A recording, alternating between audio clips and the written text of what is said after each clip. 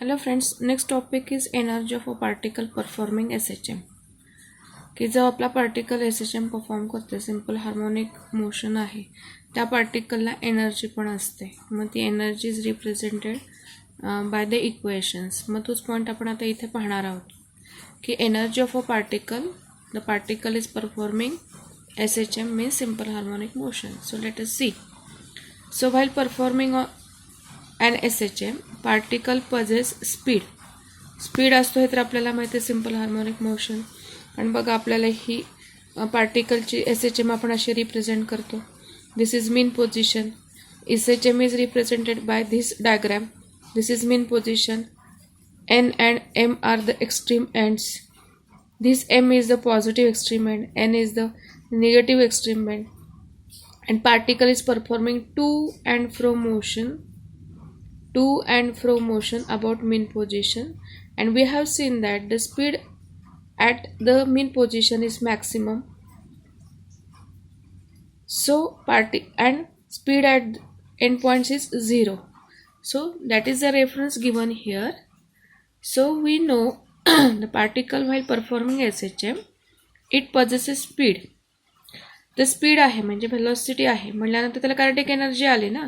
So hence it possesses kinetic energy. कारण kinetic एनर्जीचा formula काय 1/2 mv², म्हणजे स्पीडचा स्क्वेअर आहे. सो स्पीड आहे म्हटल्यानंतर पार्टिकलला कायनेटिक एनर्जी आली. So particle possesses speed, hence possesses kinetic energy at all the positions except at the extreme positions. Extreme पोझिशनला कायनेटिक एनर्जी 0 असणार कारण का तिथे स्पीड 0 होतो, व्हेलॉसिटी 0 होते. त्यामुळे एक्स्ट्रीम पोझिशनची कायनेटिक एनर्जी 0 असते. Therefore except at the extreme position असा रेफरन्स इथं दिलेला आहे. In spite of a presence of restoring force except at mean position. आता रिस्टोरिंग फोर्स प्रेझेन्स आहे. The particle occupies various position. जरी रिस्टोरिंग फोर्स पार्टिकलवर act होतोय तरी सुद्धा पार्टिकल वेगवेगळ्या पोझिशन्स ऑक्युपाय करतो. This is an indication that work is done there. म्हणजे रिस्टोरिंग फोर्स असून सुद्धा पार्टिकल वेगवेगळ्या पोझिशनला आहे म्हणजेच तिथं काहीतरी वर्क डन होतंय, काहीतरी वर्क इज डन देअर, काहीतरी वर्क होतोय. मग आता वर्क डन आहे म्हटलं तर work done is always stored in the form of potential energy and hence the system has potential energy. त्यामुळे सिस्टीमला कुठली एनर्जी असणार तर पोटेन्शियल एनर्जी असणार. आता जर का स्प्रिंग असेल, स्प्रिंगच्या बाबतीत तर ती इलास्टिक टाईपची पोटेन्शियल एनर्जी असणार. जर का पेंडुलम असेल तर तिथं पोटेन्शियल असेल तर ती ग्रॅव्हिटेशनल टाईपची पोटेन्शियल एनर्जी असणार. आणि जर मॅग्नेट वगैरे असेल तर तिथं मॅग्नेटिक टाईपची पोटेन्शियल एनर्जी असणार. So total energy of the particle performing SHM is दस सम आहे तो म्हणजे ॲडिशन आहे. कशाची addition? Of its kinetic and potential energies. Total energy हा कायनेटिक एनर्जी आणि पोटेन्शियल एनर्जीची ॲडिशन म्हणजेच सम आहे. ठीक आहे. आणि ती टोटल एनर्जी कोणाची तर पार्टिकलची. पार्टिकल काय करतो तर SHM परफॉर्म करतो. SHM परफॉर्म करणाऱ्या पार्टिकलकडे टोटल एनर्जी जर आपल्याला काढायची असेल तर ती ॲडिशन करायची कायनेटिक एनर्जी आणि पोटेन्शियल एनर्जीची. मग आता त्याचे आपण फॉर्म्युले डिराईव्ह करणार आहोत की फॉर्म्युले कसे आलेत काय आलेत हे पाहणार आहोत. So consider a particle of mass m. पार्टिकलचं मास काय आहे? स्मॉल m आहे. And particle is performing linear SHM along the path mn. ह्या mn ह्या पाथवरती SHM परफॉर्म करतोय about mean position at a given instant. Now let the particle be at P at a distance x from O. पार्टिकल O ह्या पॉईंटपासून x एवढ्या डिस्टन्सवरती P या पॉईंटच्या इथं आहे. त्या पार्टिकलला मास काय आहे? स्मॉल m आहे. आणि mn ह्या पाथवरती आपला पार्टिकल SHM परफॉर्म करतोय. आता हा जो पार्टिकल आहे त्याची आपण एनर्जी फाइंड आउट करतोय. टोटल एनर्जी काय आहे, कायनेटिक एनर्जी काय आहे. मीन पोझिशनला कायनेटिक एनर्जी किती असते? एक्स्ट्रीम एंडला 0 असते तर आपण पाहिलं. तर मग आता व्हेलॉसिटीचा फॉर्म्युला आपल्याला माहिती आहे v is equal to omega √a² - x².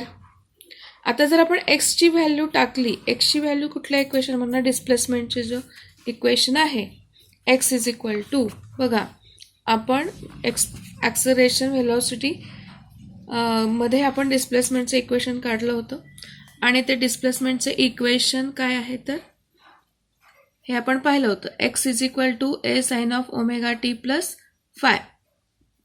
हे इक्वेशन जर आपण आत्ताच्या आपल्या व्हेलॉसिटीच्या फॉर्म्युल्यामध्ये सबस्टिट्यूट केलं म्हणजे एक्सच्या जागी जर A sine of omega T plus phi टाकला तर स्क्वेअर्ड टर्म होईल ती, त्याच्यातून ए कॉमन वगैरे निघेल आणि सॉल्व केल्यानंतर आपल्याला A omega cos of omega T plus phi असं इक्वेशन मिळतं. मी इथे सॉल्व पण केलेलं आहे. यू कॅन सी अशा पद्धतीनं बघा हा जो एक्स आहे तिथं A square sine square omega T plus phi substitute करायचं आहे. नंतर ए स्क्वेअर आहे तो कॉमन निघेल, 1 minus sign square omega T plus five येईल आणि 1 मायनस साइन स्क्वेअर म्हणजे कॉस स्क्वेअर असतो आणि कॉस स्क्वेअर रूटमध्ये म्हटल्यानंतर त्याचा कॉस येणार. ठीक आहे. आणि मग फायनली आपल्याला व्हेलॉसिटीचा फॉर्म्युला हा मिळाला. हे दोन फॉर्म्युला आहेत की V is equal to omega under root A square minus X square किंवा A omega cos of omega T plus phi. आणि इथे सांगितलं पण आहे की where X is the displacement of the particle performing SHM and A is the amplitude of the SHM. Thus the kinetic एनर्जीचा formula EK आहे बघा. Kinetic energy is equal to 1/2 m omega square into bracket A square minus X square. आता M omega square म्हणजेच आपला force constant आहे K, त्यामुळे इथं half of K into bracket A square minus X square हा झाला kinetic एनर्जीचा. This is the kinetic energy at a displacement X at time T, right. So kinetic energy is equal to 1/2 mv square equal to 1/2 m a square omega square cos square omega t plus phi. आणि इथं ही value substitute केलेली आहे, V स्क्वेअरची जी आहे ती ही value substitute केली आहे आणि मग हा फॉर्म्युला आपल्याला मिळालेला आहे. सो आता एम ओमेगा स्क्वेअर म्हणजेच के आहे, त्यामुळे मॉडिफाईड फॉर्म्युला काय झाला 1/2 के ए square cos square omega T plus phi. Thus, with time it varies as cos square theta.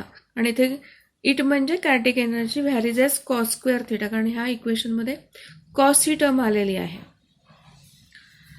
The restoring force acting on the particle at point P is given by F is equal to minus k x. हे आपण चॅप्टरच्या सुरुवातीला आपण हे पाहिलेलंच आहे. Where k is the force constant. Suppose that particle is displaced further by an infinitesimal displacement. आता पार्टिकलने काय झालेलं आहे, डिस्प्लेसमेंट झालेलं आहे असं आपण कन्सिडर करायचं की ओ पासून एक्स एवढ्या डिस्टन्सवरती पार्टिकल आपला डिस्प्लेस झालेला आहे. ठीक आहे. By an infinitesimal displacement dx against the restoring force F. मग काहीतरी वर्क होणार ना. So the external work done, small amount ची displacement आहे, therefore work done will be small amount, therefore dW. So the external work done dW during this displacement is given by F into dx. आता ते minus sign आहे, so dW is equal to F into minus dx. F म्हणजे पुन्हा इथं minus k x आला, हेच F ची value substitute केली आहे, मायनस मायनस प्लस होणार. So dW is equal to kx dx. Total work done इथं काढलेला आहे, will be integration goes from 0 to x dw ची ही जी व्हॅल्यू आहे ती सबस्टिट्यूट केली आहे kx dx. के आपलं कॉन्स्टंट आहे त्यामुळे बाहेर येणार आणि इंटिग्रेशन ऑफ 0 to x dxचं integration final solution half of X square येतं. इंटिग्रेशनचं स्टँडर्ड रूल अप्लाय केल्यानंतर हे सोल्युशन येतं. So work done is equal to 1/2 K X square हे लक्षात ठेवायचे. Work done is equal to 1/2 kx square. This should be the potential energy and work done is always stored in the form of potential energy. So it should be the potential energy EP of a particle at displacement x. Therefore potential energy EP equal to 1/2 kx square equal to 1/2 m omega square x square. K ची value substitute केली आहे. At time t, potential energy is equal to 1/2 kx square equal to 1/2 k a square sin square omega t plus phi. Half of K ची value substitute केली आहे. M A square omega square, इथे sine square हवं आहे, printing mistake झाली आहे. Omega T plus 5 ह्या इक्वेशनमध्ये साईनची टर्म आहे. दस potential energy varies with sine square. ठीक आहे. So the total energy of a particle is the sum of kinetic energy and potential energy. So total energy E is equal to kinetic energy plus potential energy. EK ची value 1/2 m omega square a square minus x square plus 1/2 potential energy 1/2 m omega square x square. 1/2 m final is equal to 1/2 m omega square a square. हे solve केलंय. 1/2 m omega square x square common निघणार आहे. X square इथे minus आहे आणि इथे plus आहे, त्यामुळे ते कॉमन काढल्यानंतर कॅन्सल आउट होणार. So energy is equal to 1/2 K A square which is again equal to 1/2 m v max square. So this is the expression, or this expression gives the total energy of a particle at point P. M, omega and capital A are constant. They are the constant. The total energy of a particle at any point P is constant, which is independent of x and t. So in other words, energy is conserved in SHM. हे लक्षात ठेवायचं आहे. Energy is conserved in SHM. Now if small n is the frequency in SHM, omega जी angular frequency आहे त्याच्यात आणि फ्रिक्वेन्सीचं relation आपल्याला माहिती आहे. ओमेगा इज इक्वल टू 2 पाय एन. त्यामुळं ओमेगाच्या जागेत ही व्हॅल्यू सबस्टिट्यूट केली आहे. Total energy is equal to 1/2 m. Omega square आहे त्यामुळं 2 पाय एन ब्रॅकेट स्क्वेअर येणार ए स्क्वेअर. आता इथे 2चा स्क्वेअर झाल्यानंतर इथे 2 आहे त्यामुळे हे कॅन्सल होणार आणि 2 तसंच राहणार. पायचा स्क्वेअर एनचा स्क्वेअर ए स्क्वेअर स्मॉल एम. मग आता ही जी एनर्जी आहे, आता एन म्हणजेच काय 1/t असतो, त्यामुळे इथे 1/t जर कॅपिटल टाईम पिरियड दिला असेल प्रॉब्लेममध्ये तर हा फॉर्म्युला यूज करायचा. अदरवाईज फ्रिक्वेन्सी दिली असेल तर हा फॉर्म्युला यूज करायचा आहे. फॉर्म्युला आणि फ्रिक्वेन्सी आणि टाईम पिरियडचं आपल्याला रिलेशनशिप माहिती आहे.